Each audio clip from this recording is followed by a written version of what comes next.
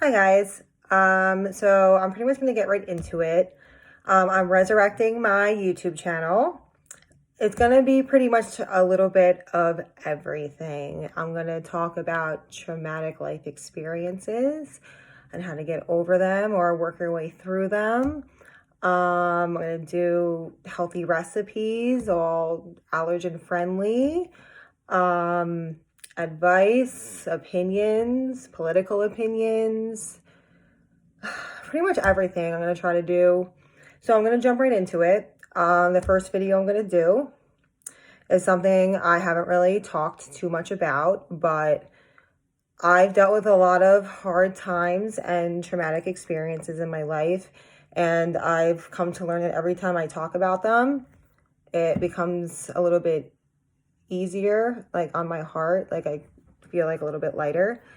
And I know that there's a lot of people out there that have been through the same stuff I have. Maybe people that aren't as vocal, that just want to know that they're not alone. So the first thing I'm going to talk about is the time I was raped. I was 15 years old. I was dating the captain of the football team in a different town. He was gorgeous, extremely popular. He was 17. I was 15. We were dating about a month. We had never slept together. We had never done anything more than just kiss. I mean, I was 15 years old. And I remember it like it was yesterday. We were driving around in his car, and he pulled into a church parking lot that was surprisingly down the street from my house. So, we were just like kissing, kissing, whatever. And he's like, let's go in the back seat. I felt a little uncomfortable about it, but I had no reason, at the time to be afraid. So I was like, okay.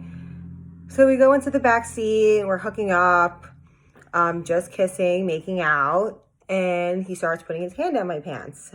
And I was just like, I had already honestly lost my virginity at this point, but it was with my boyfriend of like a year, my freshman year of high school. And I hadn't slept with anybody else. And I just, wasn't about like sleeping around. I'd only been seeing this guy for a month. So I felt a little uncomfortable. I told him to stop. I pulled his hand out. He was very persistent, put his hand up my shirt. That I was honestly okay with. But then he started getting a little bit rough. Yeah, so he started taking off my pants. And I told him to stop. Stop. Stop. He didn't stop. I started panicking. I didn't know what to do. He just completely ripped my pants off. And all I kept telling him was, stop, stop, stop. I don't want to do this. Stop, stop. He held me down. And then I froze. I didn't know what to do. He started having sex with me. And I was just quiet. And I just laid there. I couldn't even tell you what was going through my head. There was a million thoughts going through my head. And he just had sex with me. I don't even remember if he put a condom on or not. I don't remember. Even just talking about it, my heart is like racing a mile a minute. After he was done, I kind of blacked out. So I don't know if he ejaculated. I don't know where he ejaculated. I don't know. I'm assuming he put a condom on. I couldn't tell you. Everything just went kind of fuzzy. I got dressed. We didn't say 2 words to each other. I went into the front seat. He started the car, drove me home. I didn't say a word to him. I got out of the car, went into my house. The days after that were just as difficult as the rape. Because at that point, I was so young, I didn't know if I had been raped. I was like, well, he's my boyfriend, or we're dating.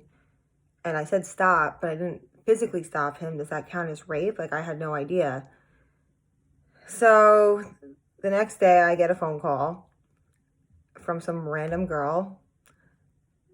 And she starts threatening me, telling me that if I told anybody what happened between me and the guy, I'm not going to use his name, that she would beat the shit out of me. So then I started getting scared. And I kept getting phone call after phone call after phone call. It was all from the same girl.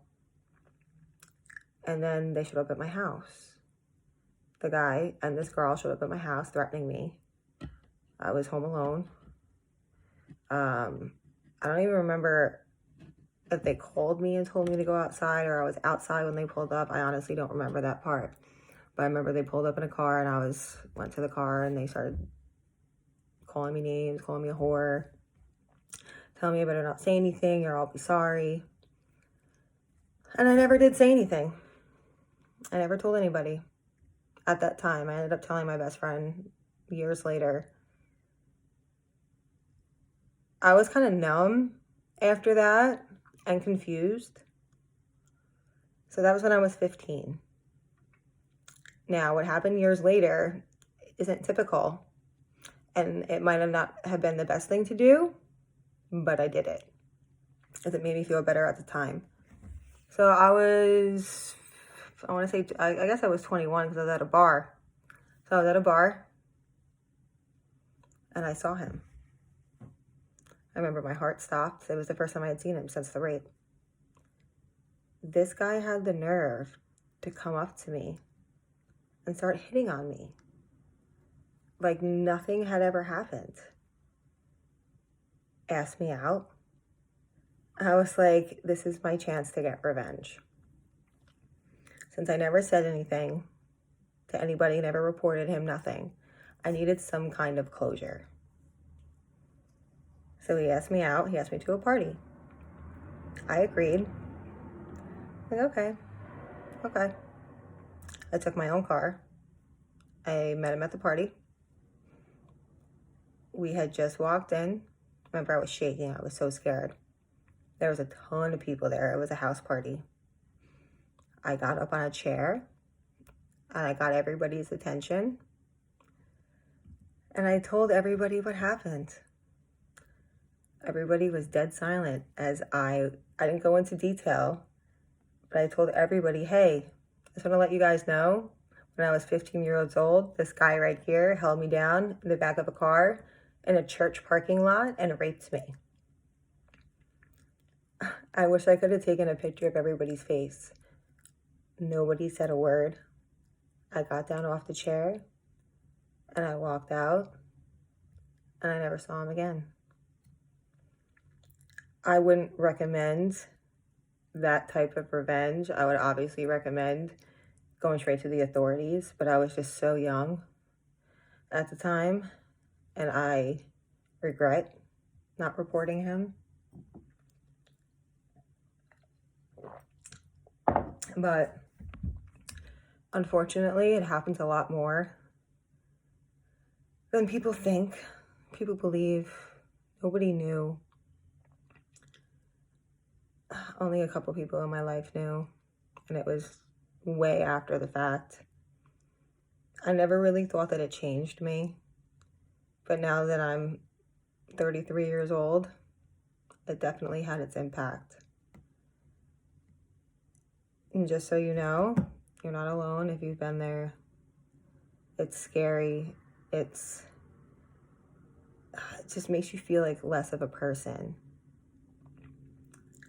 And I hear now that he's a drug addict on the street, so karma got its revenge. But I really do wish that I had gone to the authorities and pressed charges. It's just, he was captain of the football team and we were dating. I was like, nobody's going to believe me and they're threatening me and what are they going to do to me? And that was one of the first major things that I had been through in my life that changed me. I don't know if it changed me for the worse or for the better. I'll never really know. I know that it's really hard for me to trust people, but a lot of more stuff happens in my life for that reason as well. If there's anybody out there that wants to tell me their story, I would be happy to either read and respond privately, or if you want me to do a video about it, I will. But I'm here for anybody to talk to. I really enjoy listening to people and helping people. And, you know, we've all been through some shit. Nobody's perfect.